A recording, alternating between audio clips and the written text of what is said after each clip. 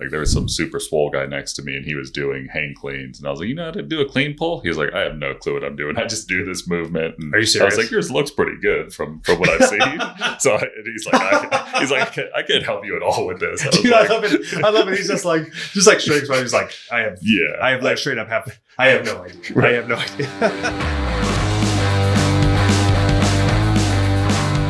Happy holidays and welcome back to another episode of Past Your Prime, presented by the one and only Smith Performance Center.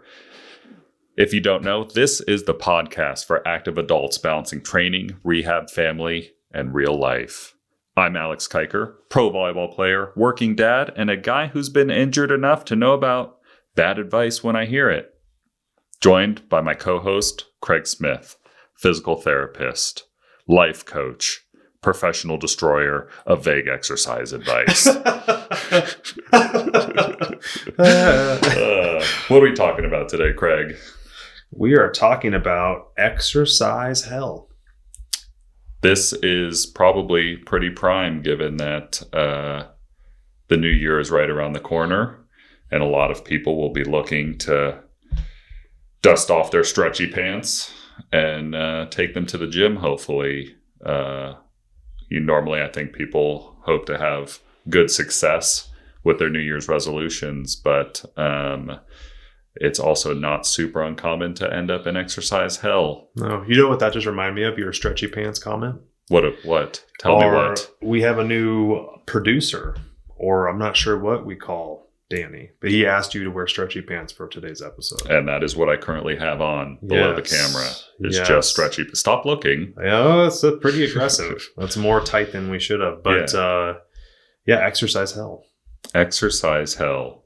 All righty. Define it for me. What is exercise hell? It's when movement consistently makes you feel worse, not better. It's not it's not somebody saying that they don't want to exercise. It's not somebody saying that they don't feel like exercising. It's that it actually makes them feel worse. And it's often a stack of problems, not just one issue. So you can have some people who are in like a chronic pain state, like somebody with fibromyalgia or who's become centrally sensitized, where their body will take stuff that shouldn't hurt them and actually causes them to feel pain.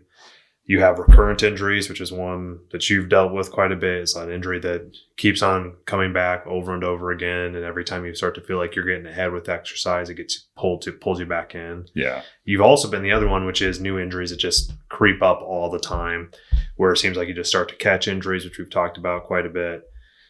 And then the worst part is where you start to have a collapsing of your energy capacity and your physical capacity. So that's like kind of all mixes together to where, most people, if you aren't dealing with this issue, exercise feels great and you actually feel better after you get done. This group, typically they feel worse when they actually exercise. And I'd imagine that is probably pretty prevalent given that a lot of folks will be re-entering some sort of exercise New Year's resolution within the next month. Yeah. And I think that gets compounded by the fact that most people, when they start to think about exercise, there's no structure. They have no coaching. There's really no plan whatsoever. And they also don't know what a good response would be for them when they start to exercise. They basically are assuming that they're going to feel terrible with it. And I would say that's 90% of the individuals that we work with on a day-to-day basis have had some level of this issue. So it's really what we deal with the most. But exercise hell, it's such a common problem, and it's one of them that we often receive people coming in where they know that it's not that they don't know that exercise is helpful, to be healthy. Right. It's just that their own personal experience with it is terrible. So why does the standard advice feel so hard? Well, because half the battle is just getting to the gym, right? Of course, yeah. And I'd say like a part of that standard advice is like, okay, maybe increase your steps or just get yourself to the gym. And a lot of gyms have like a little circuit, a 30-minute circuit, and you'll just go in there and kind of go through the motions. But why does that advice typically fail for the 90% of people? Well, because it's actually not. It's not something they don't already know, that they need to be staying physically active, right? The issue is not that they don't know that it's important. There's a very large difference between knowledge and execution. And so this is one of them where you saying go do something is not helpful at all, because the issue is execution. It's not knowledge of that it's important. And so like this is like the one where we'll get somebody who comes in and they'll just saw their GP and maybe they're overweight or they have high blood pressure or something like that, and they're told to go walk. Like, go walk. Like, that's like an easy thing. But every time they go walk, their foot or ankle hurts and their back starts to become painful.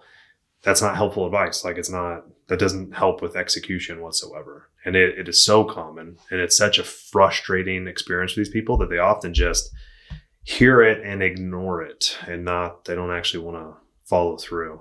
I mean, you have to think about some of your own people that you know. I know that you know a lot of people who've probably gone through this where it's like, thank you. That's not helpful. You know, it's really frustrating if you're hearing the advice, like go exercise, as if that's like this game changer. It's like, that doesn't help me whatsoever. Right? If like there's a clear problem that's stopping me from being able to exercise, you telling me to go exercise, it's like, thank you. Well, okay. I don't know. My brain went on like a weird tangent where, I don't know, people are just so resistant to doing exercise. I know we're big proponents of lifelong activity and, you know, finding something active that you like to do and continuing to do that for as long as you physically can. But going back to a conversation we had earlier, people are just, you know, running towards GLPs and, you know, different weight loss shots, Ozempic and things like that, and thinking like, that's all I need. Like, that's not actually making you a stronger human or anything. It's just making you not want to eat anymore. Well, and the GLPs and all those other things, these drugs, I think they're a wonderful class of drug for some stuff. But yeah, it doesn't provide the benefits that exercise actually gives you. Right. So that is like a very different problem. But man, it really fails hard if somebody wants to start exercising, or they know that they should be exercising, and there's a very clear reason, because every time they do exercise, it hurts them. Being told it's just not helpful. And it's like really common, and they're trying to do the activity, and every time that they have like a bad tissue response and they hurt everywhere, they just quit. And so like it's like a huge issue. So we thought about this topic, kind of hitting this topic, because obviously coming into the new year, there's going to be a lot of New Year's resolutions for people to start being physically active again. And I think this group there's a lot of people who they hurt when they exercise, and they don't get the nice exercise response where they feel better afterwards, which that's they don't get like the runner's high or whatever. And it takes time to build into those things.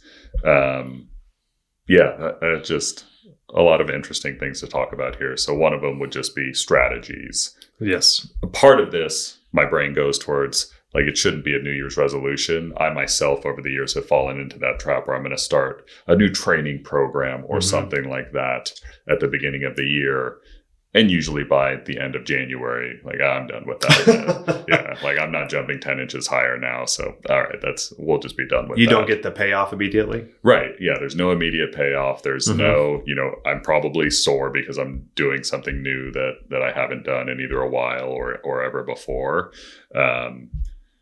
I know that I'm not excited for how busy the gym's going to be in January. Oh, interesting. Because I've been at the same gym now for little over 2 years. Does it get busier in the new year? And last year I experienced the same thing where, January, it's like I go at the same time, and currently there's nobody at the gym when I go. Like, very rarely do I need to wait for any machines. Like, maybe there's one or two machines that they only have one or two of that I have to wait for. Really? But okay. And it's because I go, later in the evening. We've talked about it before. Yeah. But you'll show up and it'll be stacked. Like, it'll be crazy busy. That's what I envision. They always do, the deals, 0 sign-up fees and things like that. So yeah, I won't be surprised if when I enter the gym in early January that I will be waiting for squat machines and all the different machines that are somewhat that's fine. Limited at my gym. Our trend is a little different. It's typically, we don't really see an uptick in the first month. It's more after people get hurt. So it's like a little bit like slower. It's like basically the same. And then your last weeks of January, you start having the people come in who develop an injury Yeah. from the new level of activity. Or have been injured. They went and Yes. tried to go to the gym and they're like, okay, this scene is not for me. There's 400 people in here. I have no clue how to Yeah. squat or What am I supposed to do here? Yeah. It's more like I need that. some guidance. Yeah. And I think that the reason this exercise health idea to me is like actually kind of interesting is there's numerous reasons why people quit exercise, right? And this one specifically is the most common one. And so we think through there's 5 big reasons. You have an accountability issue. You just can't make yourself show up anymore, right? Like we've talked about this extensively. I've gotten over that one. Yes, you definitely show up. The next one's a rehab standard, meaning that you're basically your tissue capacity is so low that when you try to exercise, you always hurt yourself. Next one's comfort level. Like you just don't feel comfortable in a gym setting or you don't feel comfortable doing exercise. Oftentimes there's a trauma or some bad experience in the past that the person just needs support to get through. Coaching need to be number 4. Sometimes call them motor morons, but it's people just don't know how to do the movements correctly, or they do it in a way that it always hurts themselves, or they feel uncomfortable when they're doing it, so they just stop doing exercise. That's one that we can kind of hit today as well. And the last one is going to be physical or time barriers, things that actually make it so you physically can't get to the place to exercise. But the exercise hell one is very solidly underneath the rehab standard, where exercise hurts you. Yeah, I might come back for a little bit of that coaching need here in short order. I Ooh, tried to do a clean pull.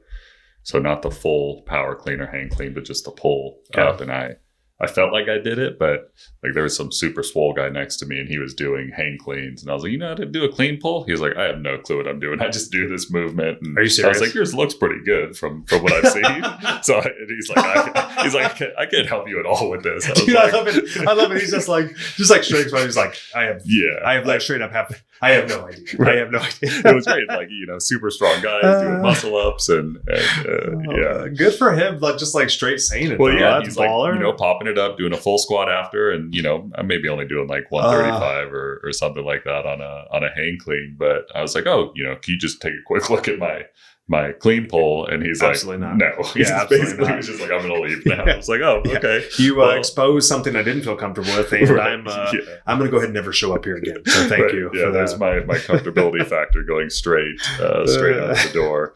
I felt bad afterwards. He's like, I'm not talking to you anymore. Are you like, kidding me? You ruined somebody. That's good. That's good. Yeah, but he was like, look at that guy over there that's, deadlifting 6 plates. He can probably help you. And I was like, well, I'm not going 3 stations over to ask that guy to look at my clean pulls. So it's just like the biggest weirdo. Yeah, so I'm just going to do these and hope for the best. Yeah. Oh, that's awkward as hell. Okay, so we wanted to talk about kind of some strategies to hopefully keep you out of exercise hell. I know I experienced a little bit of exercise hell earlier this year, and I'm hopefully never going back there, but you never know. We don't want to have you never have exercise hell again. There's definitely a point where we want you to hurt again. Oh, okay. No, I'm joking. Yeah, I know I haven't had an appointment in 2 months. No, that's a good thing. That's a really good thing. Yeah. Like I said, exercise hell is interesting, but the biggest thing is to know if you actually have that. So number 1, you need to know what your response to exercise is. And if it's a bad response, it's just good to actually admit it. Yeah. I find it really interesting because there is an assumption that when you exercise, everybody gets a good experience from it, right? And this is different than somebody saying they don't like exercise because it's boring or it's not entertaining. I'm actually saying if you have a bad response, like it hurts, or you feel like afterwards, I've heard it described, someone will feel like almost like a post-exercise flu. They feel like they're almost sick, or their skin feels sensitive, or it feels like they're in actually more pain either during or afterwards.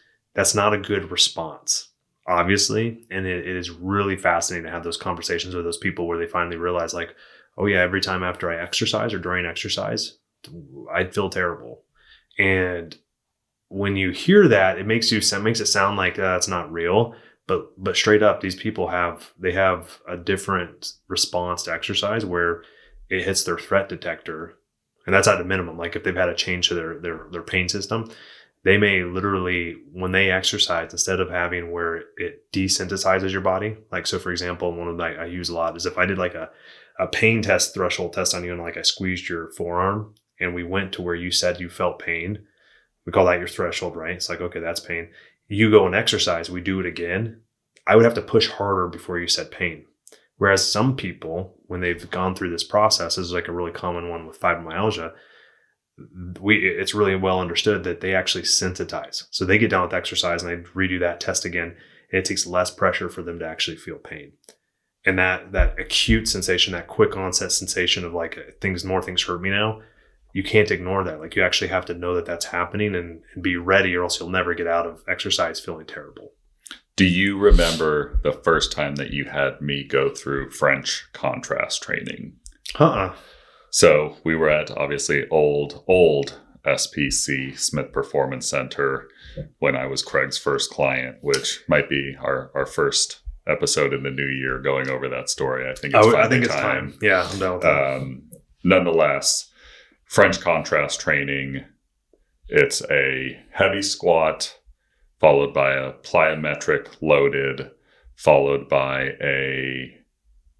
was it a heavy deadlift or a heavy squat jump? And then an unloaded jump, which was like a band assisted jump. So you're getting like extra. So it's like you get a huge nervous system conjunction. Basically no rest in between these 4 exercises.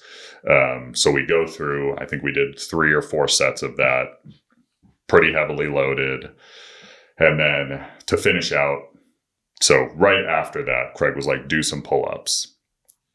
I had probably been doing like 8 or 10 pull-ups at that point previous to this first time doing this French contrast training. And I couldn't do a single pull-up. My nervous system was just so shot. And so like my exercise response was like, 10,000th degree that like immediately after.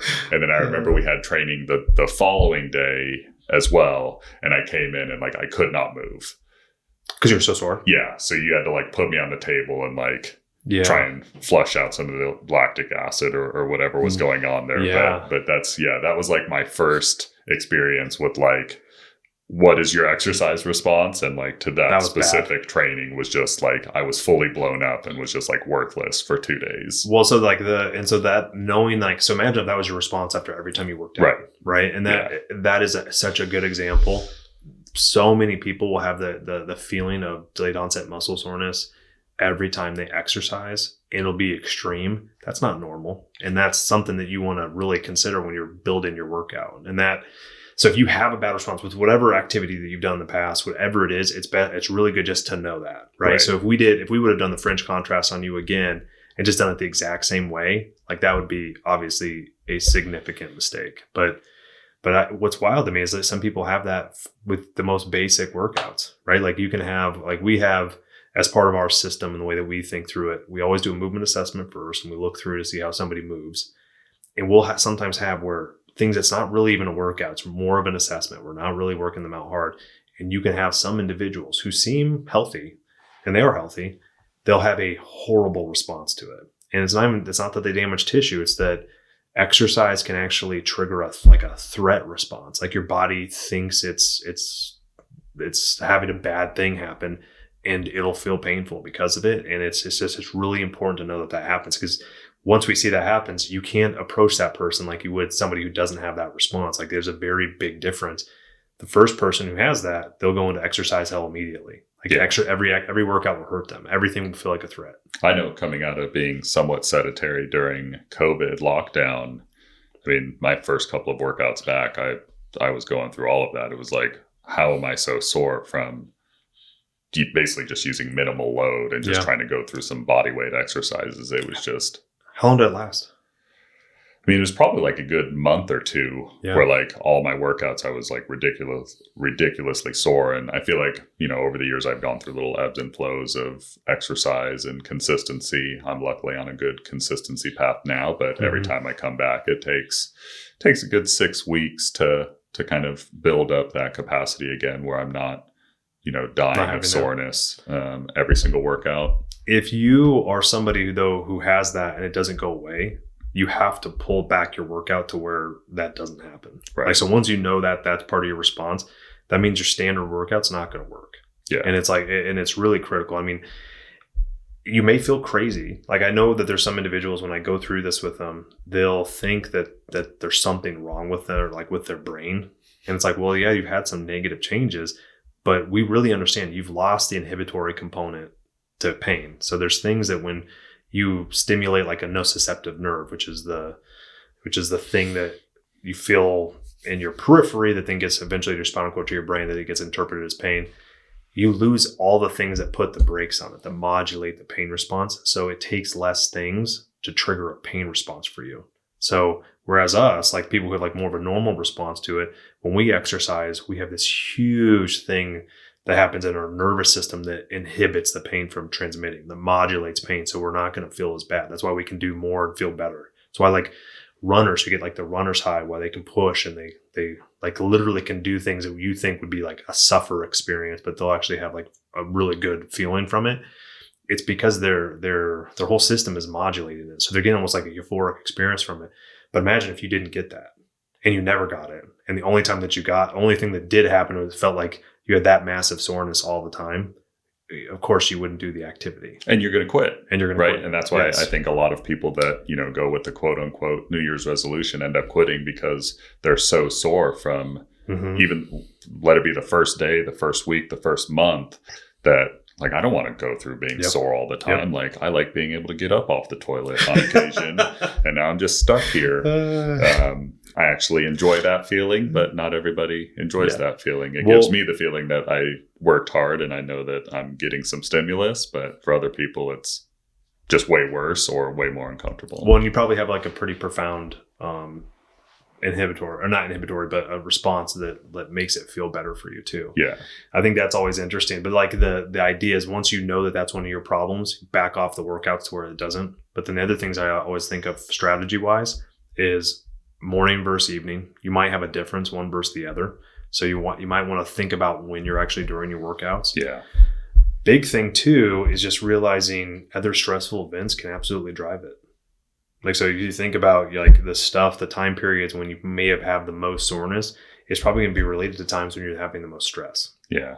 And so New Year's, it just kind of, hopefully it's not that stressful. Family, you've got, dinners and presents, and it could be financial stress. It could be all kinds of different things coming through that, you just makes things worse. Yes. For me, the gym is a place where I go to relieve my stress, but that may not be the case for everybody. Well, it definitely isn't if you're not comfortable. Right. Right. And it's definitely not if it's, going is going to hurt you. That's a big issue. Right. So that's also where my brain goes to do less. Do the least amount that you feel like you need to do. Thinking through, let me say that a different way. Do the amount that you know will not cause you to feel sore. That's like where you start, and don't feel pressure to make it a hard workout. Like, so as soon as you know that you're having a bad response, like you got to pull it all the way back to where you only have a good response. And then beyond that, don't do a workout every day. Like, make sure that you build in some recovery periods between the days to see that your response actually starts to trend in the right direction. Yeah. And we talked about walking, but like maybe every other day you're just making sure to get enough steps. And that still obviously is putting load on the body, but can also help combat some of the adverse soreness that may be associated with, your first weight room or whatever exercise you want to do. Well, walking is so much more difficult. I think that's one of the reasons I don't like walking as like an initial thing, because we do it so easily, and it's very easy to overload the body with walking because of how well we walk. Like, it's kind of counterintuitive, but you load your body a lot. And that's why, to me, things like biking or some of the cardio machines might be a better place to start. Because then you're not stopping. Like, one of the things is obviously it's putting a lot of load on a lot of different muscles, joints, just from that stomping exercise. So doing something like a lighter cardio, lighter cardio where you're not actually putting as much pressure on the joints can relieve some of that soreness. It can help a ton. And it's really what you're going for is you want to retrain your nervous system, not to detect exercise as a threat. So once you know that that's happening, you really have to change your mindset towards workouts. And the mindset is, it can't hurt me. Even if it's neutral, that's okay. But you can't feel afterwards like your skin's all sensitive, or you're having the flu, or you have a ton of pain. Like, you got to get out of the habit of, and you're not even thinking that that's okay. Like, cause it only gets worse. Like, if you keep on triggering that response, you're not all of a sudden going to be better. Right. If you have this negative input. You had also mentioned comfortability in the gym, and like I'm still wearing 2 elbow braces when I go to the gym, so I make sure to wear long sleeves so that I don't have to show my elbow braces that I'm actually an 80-year-old man underneath this young-looking face. So yeah, be comfortable when you go to the gym. Well, like how you called out the dude that was hand cleaning. And then you made him leave, basically. That's good. Sorry. He's never gone back. No, I see him every once in a while. Okay. Yeah, we bonded over sneakers, so it's all good there. Oh, you're fine, man. You're fine. Okay, what is strategy number 2? Map out any injuries that you've noticed come back over and over again. And you should probably do that prior to making your hopefully lifelong exercise journey a thing. Yeah, I mean, we've been hitting it quite a bit, but it's a body inventory. You definitely want to be hitting the body inventory. You want to have a clear idea of what your injuries are, what triggers make it worse, and what things make it better, your treatments. If this is your first time listening, body inventory sounds like something it's not. Please check out our episode on the body inventory, not how many bodies you caught, but how many injuries you've caught. Oh my over God, the years. you actually said that. I don't think that's ever, we didn't think we've ever. I think we said that during that episode too. Oh, did we? Yeah, okay. Yeah. Okay. Holy crap, man. You came in that one hot. That's wild. But anyway, but it's cold outside. It's so good. warming God, it up. good. Warming it up a little bit. You are definitely making it hot in here.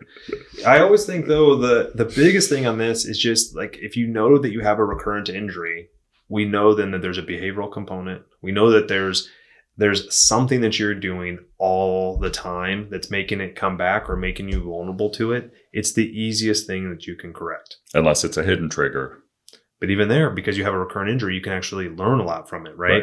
It's the one-off events, the one-time injury that you have, like where you really hurt yourself because, I don't know, you're climbing up the ladder and you fell off the ladder. Okay, we're not going to prevent that unless I was, going back in time and gave you a safety lesson on how to put the ladder up and make sure there's a second person holding on to it, whatever, right? Yeah. But like when if you did it, if you don't learn from that one, like if like you've now had 6 to 7 times where you've fallen off a ladder, I think we can try to prevent the next one. Right? Time to hire a professional. Step 1, don't ever do anything up a ladder. I don't know if this example is coming off the rails, but but when we talk about like, hey, you're hurting yourself and you keep on doing it over and over again, you need to map it out. You need to really figure out what the hell's causing it to get worse. You need to understand what things lead to it, what things make it feel better. And you need to try to see if you can make it so it doesn't come back. Right. And you can put all these aspects of it around it. But what most people do is once it gets better, they just stop doing whatever's making them feel better. And then they revert back to the normal habits that actually caused it again in the first place. Maybe they built up their tissue capacity, so they're going to feel good for 3 to 6 months, and then it's back. That is an insane way to try to approach these. Like that doesn't get you anywhere. Yeah. Day 1, don't walk into the gym and max out the adductor machine where you're squeezing your legs together really tight and then just pop all your inner leg muscles. Oh my God. Yeah. Which is how I think I got my adductor injury. You were doing legs. Ago. You were doing like the Suzanne Sommer leg squeeze. I'm so comfortable in the gym. I just put my stretchy pants on and go hit that adductor machine. You're clearly not that. You just said that you wear a sweater to cover your elbow braces. Yeah, but that's my elbows. Yeah, I love my legs. Yeah. Your elbows are like, that's like the place. You like the weird sensitivity around your elbows. Yeah, it's like you're hiding the front of them. Like you always like have that backside showing. Well, I go to get in the sauna and I'm like The Rock throwing off my elbow sleeves, about to people's elbow the sauna. That was a Rock thing. I totally forgot about that. Yeah, I don't know why that popped into my head. Well, because he wore elbow sleeves. Yeah. And he wasn't afraid to have them on and out there. That's true. He definitely didn't have a sweater. Wrestling singlet. Holy God. All right. Yes. We are off track. But I love it. I love it. Okay. So we're mapping out our recurrent injuries. We are taking our body inventory. Can I say one more thing on that? No.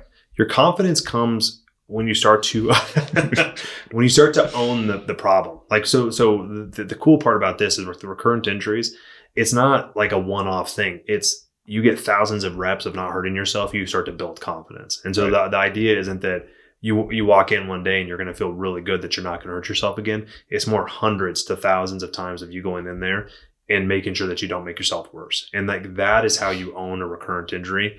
It's not by, once again, like we've said before, a perfect treatment. It's not about you avoiding stuff. It's that you walk through the things that hurt you before. You make sure you do the things that make it so your tissue capacity builds, and you own the problem. You don't hope that it's going to not come back. And then not avoid those things for life. Exactly. Yeah. You've got to slowly weave them back in. Exactly. I think that's a really good point. Next thing is probably loosely related to coaching need, and that's structuring your workouts. Yes. I mean, from tracking, I think that's one major change I've made in the last couple of years is just actually tracking my workouts. I know several people that just go into the gym, and not that they're willy-nilly about it. That's a fun thing to say, willy-nilly. But, you kind of mosey around oh, well, this machine's open. Like, all right, I guess I'll do some of these. And then, oh, this one looks fun. I'll go and try some of these. But then just like working towards progressive overload and, depending on what your goals are, I think having a plan and structure have benefited me quite a bit. If you don't know what you did, right?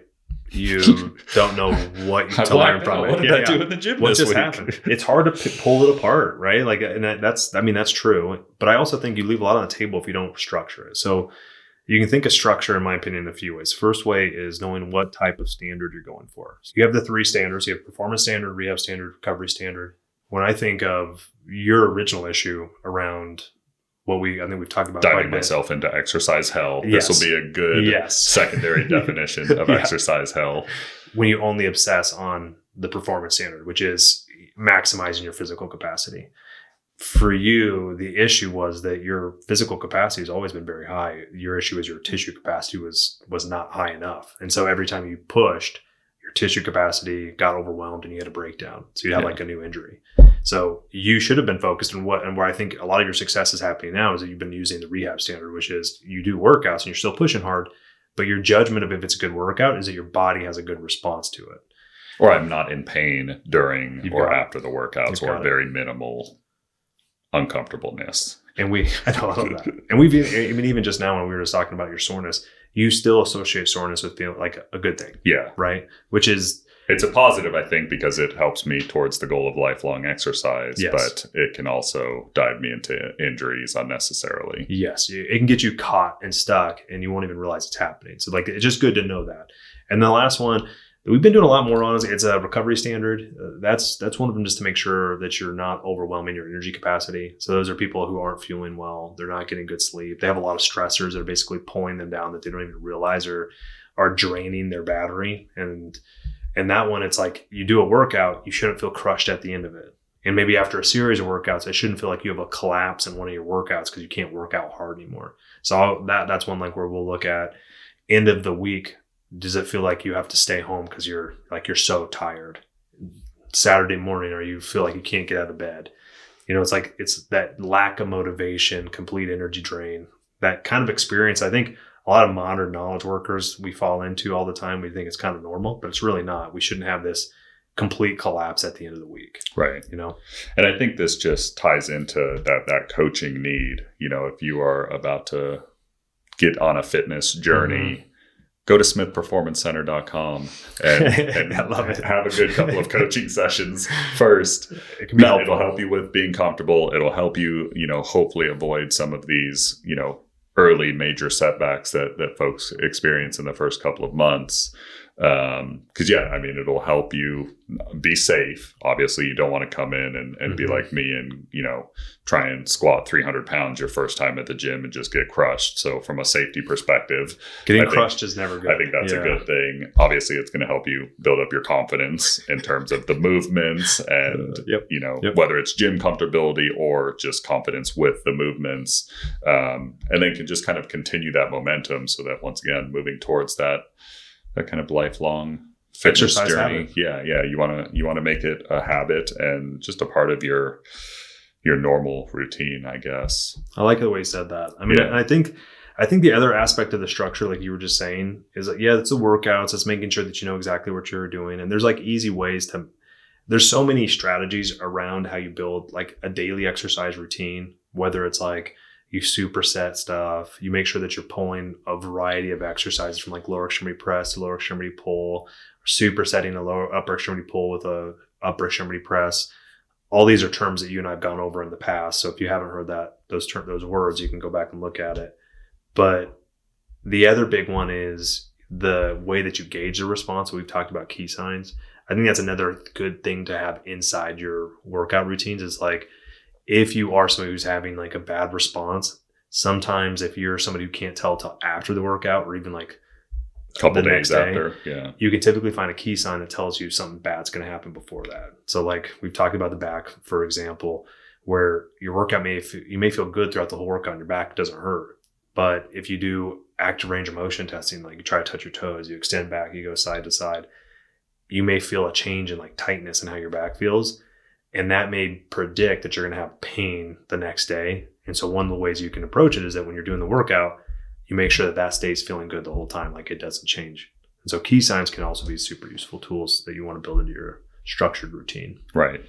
And just to close that one out, that, you know, a random workout is going to yield a random result. So another point of just working with a coach early on to set your goals and then be able to destroy them. Yeah. Know which capacity you're going for, right? Like, is it actually a physical capacity? Because I would say in the beginning part for most of you individuals who have this problem, it's tissue capacity. Yeah. Possibly energy capacity. Well, and yeah, I'd also say that most people are working towards weight loss when it comes to fitness related New Year's resolutions. Mm-hmm. And so being able to structure your workouts towards that end goal is going to be different than somebody that, you know, wants to deadlift 500 pounds for their New Year's resolution. Well, it's kind of funny. It actually leads right into strategy 4, which is the energy problem, which is the combo of people who often when they start that first exercise and when they get stuck at this is they're also underfueling dramatically. Underfueling? Underfueling. Yeah, so, you need the gasolina. Dami Mas gasolina. What was that? Yeah, you need more fuel to burn your flame, your internal flame. Just random metaphors now. Or it's like eternal flame. Did you say internal or eternal? Internal. I thought we were having a moment, like a very, like sorry. Really. No, that's good. You can have your moment, but I'm not a part of it. Thank you. Yeah. So I do feel like this is one of them that we don't really even think about oftentimes, but people who oftentimes they'll bring together exercise at the same time that they're also cutting calories. So like that's such a common connection, right? So they'll do these things together and they won't be refueling enough. And so your body is going to pull from its own structures to basically continue to fuel the engine. And if you are constantly underfueling and you're adding this whole new thing on, of course you're going to get stuck in an exercise hell and you're going to feel terrible. Because you're literally using the structures that you're trying to rebuild and get stronger and you know get lean muscle mass. You're not going to add lean muscle mass in a energy deprived state. Like it's just not going to happen. It's interesting because I'm currently doing this and having some really good performance results. Okay, but I don't feel great all the time, and I have felt very tired going to the gym at night. But once again, the decision's been made that I'm going. So I go and I do what I need to do. But yeah, the calorie restrictions are currently tanking my energy capacity. So one of the things to think about then is like when you're fueling, the quality of the well, and protein's high. I will say that I'm keeping the protein about a gram per body weight for the most part. But yeah, it's been interesting with this little experiment I'm doing through the end of December just to. I think it can happen. I think recomping or like I think is what a lot of people shoot for, right? That's kind of what I'm doing. The concern is you run the line of having low energy availability, and when that happens, it can pull from structure you're trying to build. So once again, I'm not saying people can't try that. It's more just monitor your results. Yeah. And you definitely do not want to do it if you're already hurting with workouts. So there's a large difference between somebody trying to work out, trying to make some of these changes, but they feel good when they're working out and having no pain. The body feels really nice versus somebody who they're already hurting with their workouts. So like if you go in, you have an excessive muscle soreness, you hurt every time and it feels like you're drained. And now you're also cutting calories. That is such a mistake. It's not helpful. You're not going to build any of the stuff that you want to do. All you're going to do is basically run yourself into the ground and hurt while you're doing it and then quit exercising. Yeah. Like, there's no way you've got to layer them in slowly, layer these things in, especially if it's the first time you're getting back into exercise after a long while. And I'm as motivated as I want to be, but that doesn't fix my energy problem. No. And I think motivation is one of those things that I always think it wanes. Like you'll have times where it's high, you'll have times when it's low, but you want to build your system around having low motivation, which means that you want to get better skills because it makes it easier for you to do the activity with less motivation. You want to make sure that the things that will become big barriers that you have to climb over become smaller. Like, so the idea is there's a lot of strategies around that, and just killing yourself by cutting calories while you're trying to exercise and knowing that exercise is hurting you, it's not going to last. Like you're going to stop. And so it's just not the right time to cut calories. So like if you're looking for like a New Year's resolution where you want to be physically active, my strong suggestion would be start with developing an exercise habit first. And if exercise does hurt you, if you feel like this like resonates, that you have like that you're in exercise hell, get it to where the workouts feel good. Like that should be number one goal. Because then once you have that, we can always play with like what you're doing, which is a calorie restriction if you want to go that route. And I always think like if you really are struggling with like, hey, you want to recomp or you're looking for performance, I always think a dietitian consult always is a smart play. That'll probably be a part of my New Year's resolution. Yep. Okay. I think that kind of ties it up. Aside from how do we get out of exercise hell when some of us haven't even started? Yeah. Well, I definitely think that we hit most of them. The biggest one, like, yeah, you may, there are people where exercise doesn't feel good, and it's not a big deal. It's like, it's just understand, and hopefully we can rebuild it. And then you got to know what your actual response is to it. And if you start with those two, we can actually build a strategy. And then once you put structure behind it, we can learn from it. And once you have structure behind it, you just want to make sure that you're not forgetting the other capacity, which is energy capacity. You want to make sure that you're fueling sufficiently. Yeah. I would say start slow is probably a big indicator. And then if there's anything physical that you've done, I don't know, in the last 20 years that you enjoyed, whether that's going and shooting a basketball, like start there, do that twice a week. If you used to enjoy going on long walks on the beach and you live at the beach, go on some long walks. Can somebody fix that? Yeah. It's like they live in Nebraska. Yeah. Like this is getting expensive. Yeah, this is getting real expensive. Twice a week, I'm flying out to Florida to go on long walks on the beach. But yeah, finding something, rock climbing. I mean, there's so many different ways to be physically active out there, and just, find one that you actually enjoy doing, because it makes it just so much easier to stick with. And maybe that segues into exploring and building confidence around other physical activities. I like your point on that. Yeah.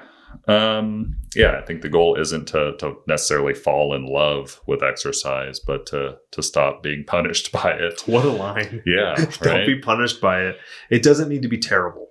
And there can be very clear neurophysiological reasons why you're having a bad response. But if like you're someone who thinks about exercise and views it as a hellscape, there's ways to get out of that. But it's not by powering through, just closing your eyes and gritting it out. That's not going to get you to a better place. Alrighty. Yeah. If this hits home, stick with us. Season 2 is on the horizon.